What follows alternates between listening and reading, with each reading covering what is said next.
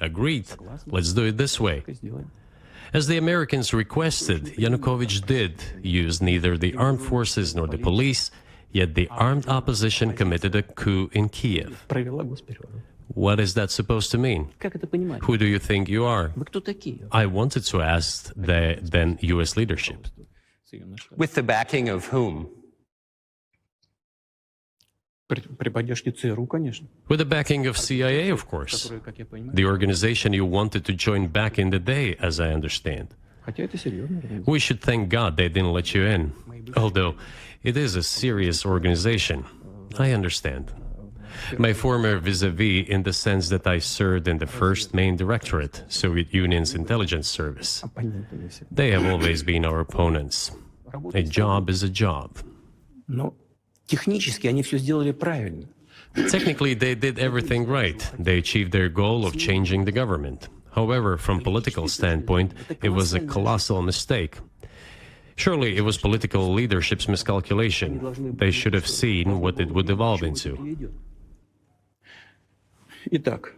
So, in 2008, the doors of NATO were opened for Ukraine. In 2014, there was a coup. They started persecuting those who did not accept the coup, and it was indeed a coup. They created a threat to Crimea, which we had to take under our protection. They launched a war in Donbass in 2014 with the use of aircraft and artillery against civilians. This is when it all started. There's a video of aircraft attacking Donetsk from above. They launched a large-scale military operation, then another one. When they failed, they started to prepare the next one. All this against the background of military development of this territory and opening of NATO's doors. How could we not express concern over what was happening? From our side, this would have been a culpable negligence. That's what it would have been. It's just that the U.S. political leadership pushed us to the line we could not cross, because doing so could have ruined Russia itself. Besides, we could not leave our brothers in faith, in fact, a part of Russian people, in the face of this war machine. But that was 8 years before the current conflict started. So what was the trigger for you? What was the moment where you decided you had to do this?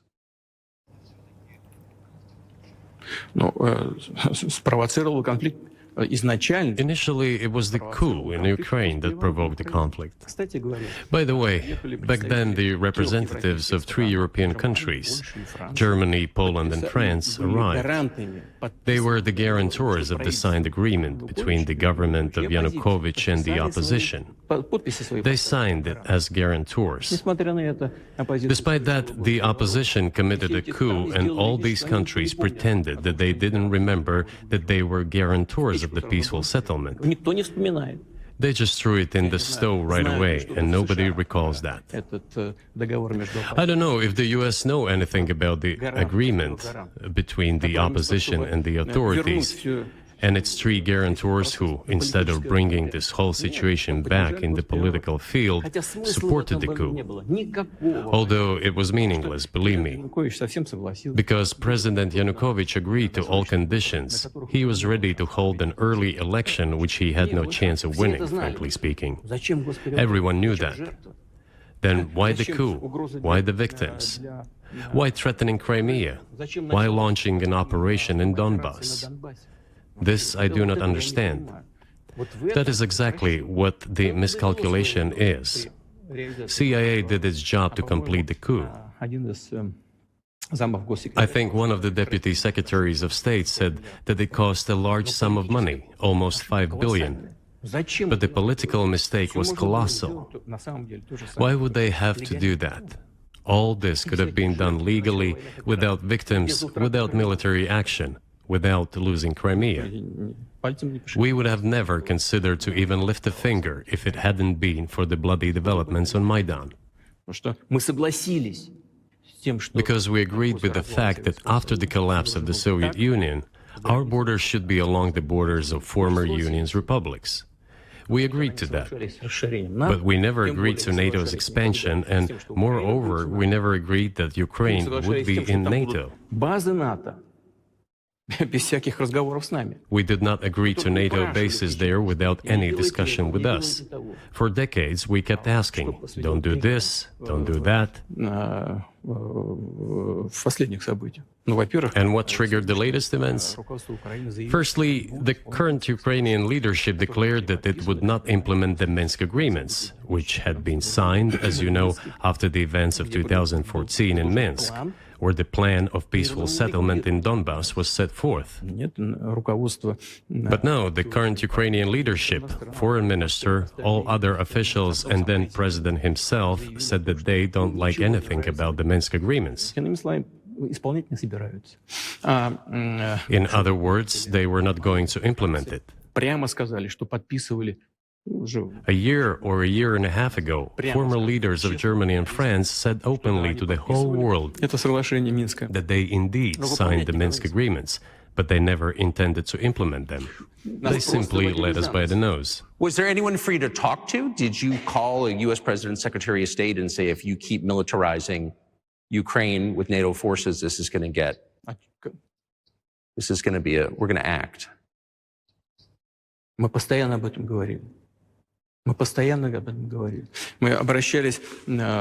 talked about this all the time. We addressed the United States and European countries' leadership to stop these developments immediately, to implement the Minsk agreements. Frankly speaking, I didn't know how we were going to do this, but I was ready to implement them. These agreements were complicated for Ukraine. They included lots of elements of those Donbass territories' independence. That's true. However, I was absolutely confident, and I'm saying this to you now. I honestly believe that if we managed to convince the residents of Donbass, and we had to work hard to convince them to return to the Ukrainian statehood, then gradually the wounds would start to heal. When this part of territory reintegrated itself into common social environment, when the pensions and social benefits were paid again, all the pieces would gradually fall into place. No, nobody wanted that. Everybody wanted to resolve the issue by military force only. But we could not let that happen. And the situation got to the point when the Ukrainian side announced, no, we will not do anything. They also started preparing for military action. It was they who started the war in 2014. Our goal is to stop this war. And we did not start this war in 2022. This is an attempt to stop it. Do you think you've stopped it now? I mean, have you achieved your aims? No, we haven't achieved our aims yet, because one of them is denazification. This means the prohibition of all kinds of neo-Nazi movements. This is one of the problems that we discussed during the negotiation process, which ended in Istanbul early this year.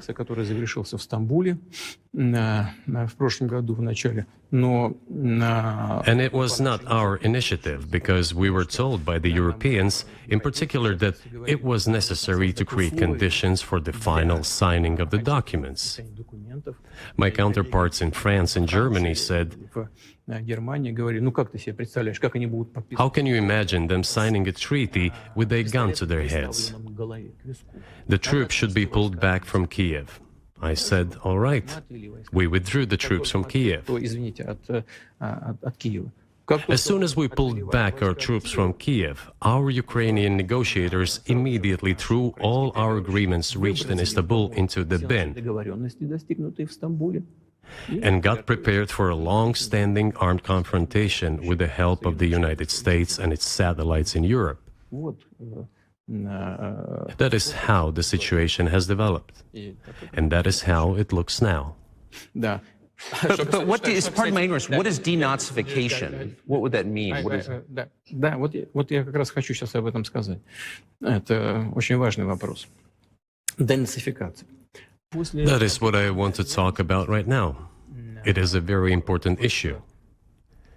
denazification. Искать, как говорят некоторые аналитики. After gaining independence, Ukraine began to search, as some Western analysts say, Как its поставить identity. во главу угла этой идентичности на And it came up with nothing better than to build this identity upon some false heroes who collaborated with героев, Hitler. которые сотрудничали с Гитлером.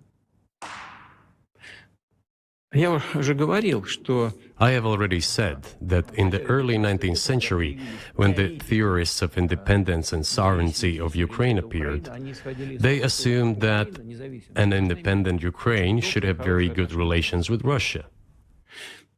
но в силу исторического развития But due to the historical development, those territories were part of the Polish-Lithuanian Commonwealth.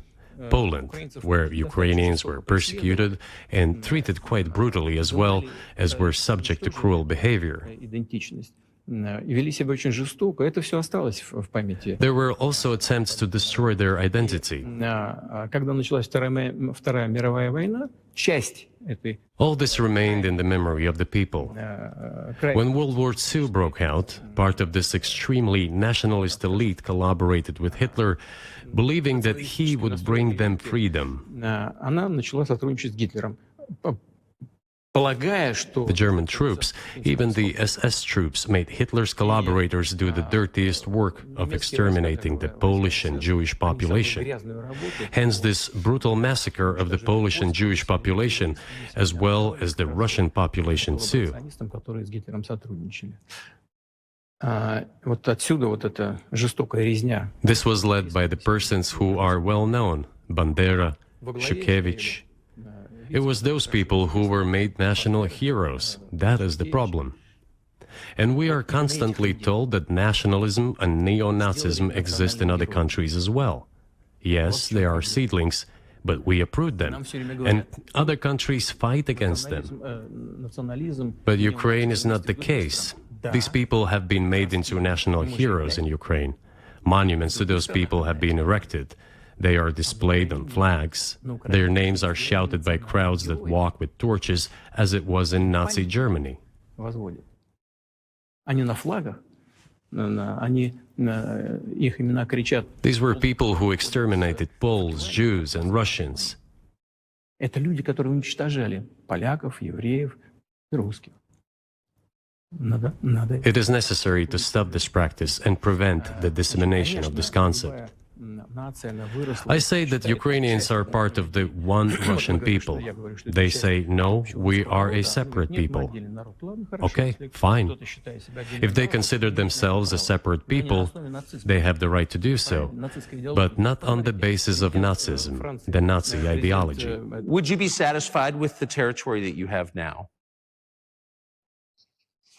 Нет, сейчас закончим. Вы же задали вопрос по неонацизму и денацификации. I will finish answering the question. You just asked a question about neo-Nazism and denazification. Замалчивается на Западе. Look, the president of Ukraine visited Canada. The story is well known, but being silenced in the Western countries. Спикер парламента. The Canadian Parliament introduced a man who, as the Speaker of the Parliament said, fought against the Russians during the World War II. Well, who fought against the Russians during the World War II? Выяснилось, что это Hitler and his accomplices. Он лично. It turned out that this man served in the SS troops. He personally killed Russians, Poles, and Jews. Они занимались. The SS troops consisted of Ukrainian nationalists who did this dirty work. The president of Ukraine stood up with the entire Parliament of Canada and applauded this man. Рукоплескал этому человеку. How can this be imagined? Как это The может president of Ukraine himself, by the way, is a Jew by nationality. еврей Really, my question is, what do you do about it? I mean, Hitler's been dead for 80 years. Nazi Germany no longer exists. And so, true. And so, I think what you're saying is you want to extinguish or at least control Ukrainian nationalism. But how? How do you do that? Вот послушайте меня. Ваш вопрос очень тонкий. Listen to me.